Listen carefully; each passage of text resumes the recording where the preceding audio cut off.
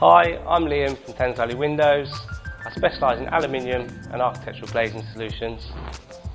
Here we have the Vision20 sliding door, which is a very in-demand style on the market right now. You can see you've got the 20mm interlock. The door comes in a double track option as well as a triple track option. We do have some particularly specialist features with our Vision20 door. We can achieve a flush track option in both the double track as well as the triple track. We've been able to embed the outer frames of both the sides as well as the head of the door, really allow you to achieve a minimalistic, virtually frameless style.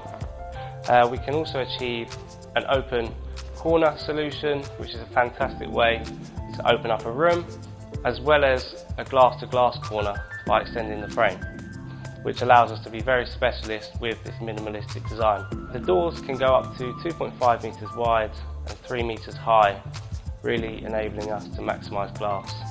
We can achieve a 2-panel, a 3-panel, a 4-panel and a 6-panel in both double tracks and triple track combinations. If you're looking to maximise your glass and increase your light, or a combination of contemporary glazing with traditional glazing, then the minimalistic sliding door is a fantastic option to really achieve the wow factor whilst the doors are both closed as well as open.